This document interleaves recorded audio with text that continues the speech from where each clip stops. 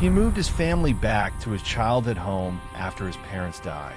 But his son started talking to a sad girl in the tree, and his wife began sleepwalking to that same spot every night, whispering, "I promise to wait."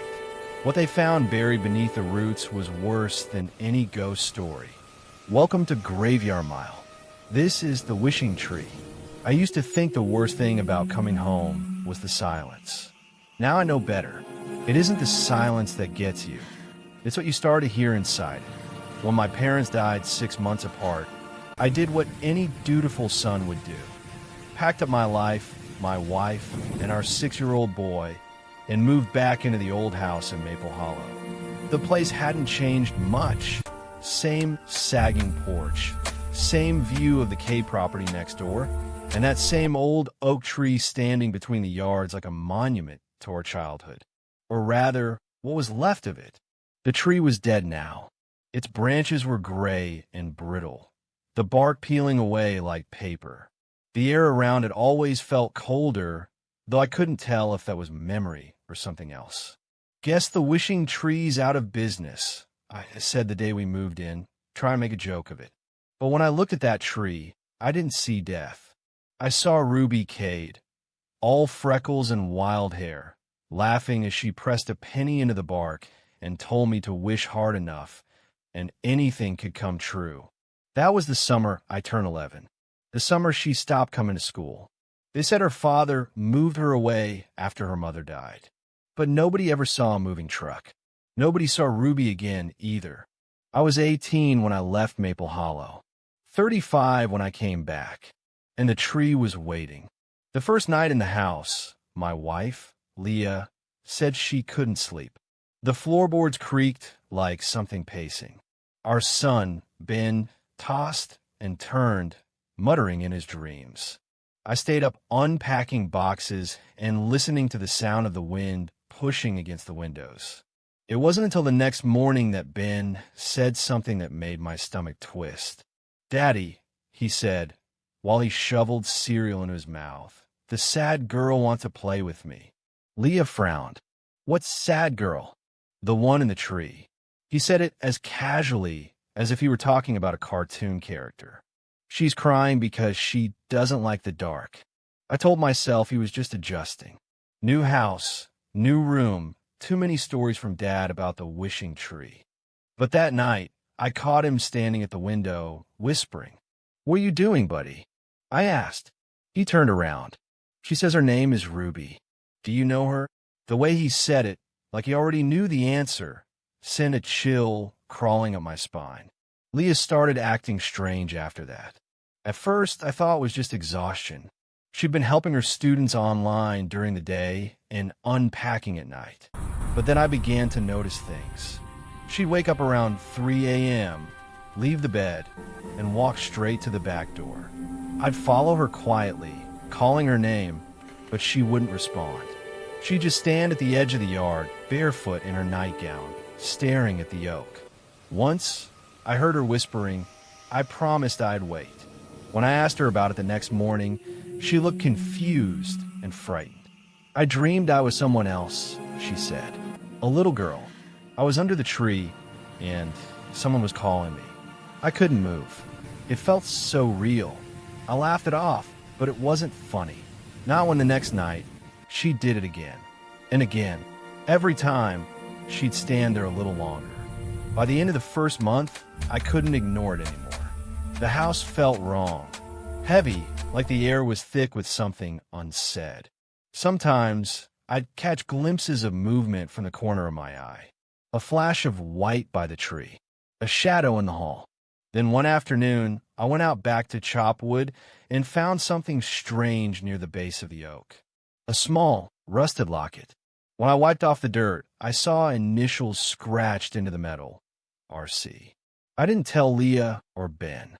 I just slipped into my pocket and tried not to think about how familiar it looked, how I'd seen that same locket around Ruby's neck when we were kids. That night, I dreamed of the wishing tree. Ruby was sitting at its base, her legs swinging. "You left," she said. "It wasn't my fault," I told her. "My parents." "You promised." When I woke, Leah was gone again. I found her outside, standing by the tree. This time, she was whispering to the ground. "Leah," I said softly, touching her shoulder. She turned, her eyes blank and glassy. "She's cold." The next morning, I called the county office and arranged to have the tree removed. I told Leah it was rotting, that it might fall on the house. She didn't argue. When the crew arrived 2 days later, the foreman, a big guy named Mitch, asked me if I was sure. "Tree's old," he said. "Probably been here longer than the town. Hate to take it down." "Do it," I told him. They started cutting just after noon. By 3, the chainsaws went silent. Mitch came to the porch, pale as paper. "Sir," he said quietly, "you'd better come see this." At first, I didn't understand what I was looking at. Beneath the tangled roots was a hollow, dark and deep, and inside it, something white. Bones. Small ones. A child's skeleton curled tight, as if asleep. The police came, the coroner, the sheriff. They asked questions, took photos, dug carefully. When they lifted the skull, I saw a glint of metal caught between the ribs, the broken chain of a locket. They told me later the bones belonged to a girl around 7 years old. No ID, but the sheriff remembered the name. "Ruby Cade," he said, "went missing in '93. Never found a trace. I don't remember much after that." The house went quiet again. Too quiet. Leah stopped sleepwalking for a few nights. I started thinking maybe things would finally go back to normal. Then one morning, I woke up and she was sitting on the edge of the bed, staring at her hands. "Do you ever think about her?" she asked. "Who?" "Ruby." I froze. "Why?" "She said she forgives you," Leah whispered. "She said you didn't mean to leave her." My blood ran cold. "How do you know that?" I asked. But Leah just smiled, not her smile. Too young, too knowing. "I made a wish," she said. I tried to tell myself it was grief or stress, but that we'd all gone a little crazy from living in that house. But that night, I woke to the sound of humming. A child's voice. It was coming from Leah. She was sitting by the window, brushing her hair in the moonlight. "Ruby," I said without meaning to. She turned, and for just a second, her face wasn't hers. I stumbled back. My breath caught. "Don't be scared," she said in a little girl's voice. I waited like I promised. Then she smiled, and I knew Ruby wasn't gone. She'd never left. I should have left then. I should have packed Ben into the car and driven until that house was nothing but a memory. But something in me, something deep, guilty, broken, wouldn't let me. Because Ruby was right. I had left her. Leah changed slowly. She started humming old songs I hadn't heard since childhood. She'd stand in the kitchen, whispering to the air. Once, I caught her staring into the mirror, tracing her reflection's cheek as if seeing someone else. Ben grew quiet too. He wouldn't play outside anymore. "She's sad," he told me one night. "She wants you to say sorry." I held him close. "For what?" "For not saving her." One evening, I came home to find the back door open. Leah was standing in the yard, barefoot again, mud up to her knees. "Leah," I shouted, "what are you doing?" She turned slowly, smiling that same too young smile. "She's home now," she said. "You don't have to be scared." Behind her, where the tree had been, the earth had cracked open, a dark, wet hole. "She wants to show you," Leah whispered. Where she waited. I ran forward and grabbed her, but she was cold, freezing, like she'd been standing in snow. "Please," she said in Ruby's voice, "don't leave me again." And I didn't. That summer she disappeared. I was supposed to meet her under the tree. She said she was scared of her father, that she needed to tell me something. But my parents were fighting that night, and I hid in my room with my headphones on, pretending I couldn't hear her tapping on my window. By morning, she was gone, and now she'd come back. Through Leah, through me, through the house. It's been 3 months since then. The police think Leah took off. They don't understand. She didn't leave. She just changed. Some nights I sit on the porch, and she sits beside me. Her hair's longer now, lighter, like Ruby's was.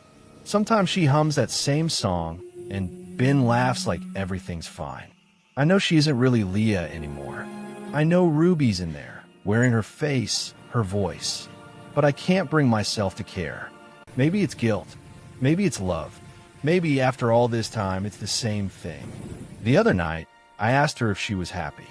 She smiled, eyes shining in the moonlight. I am now. Then she reached for my hand, and I swear I felt two hands, one small and cold beneath the warm one. I didn't pull away. Sometimes I dream of the old oak, green again, full of leaves. Ruby sitting beneath it, brushing her hair. You came back, she says. I promised. I tell her. And when I wake, Leah is there beside me, still humming softly. Outside, in the yard where the tree once stood, the grass never grows. The ground is always damp. Sometimes, when the wind blows just right, I can hear a little girl's laugh echoing through the house. And I know she's still waiting. If you enjoyed tonight's story, don't forget to like, subscribe, and leave a light on for the next one. Because here on the Graveyard Mile, every mile has a memory, and some of them don't rest easy.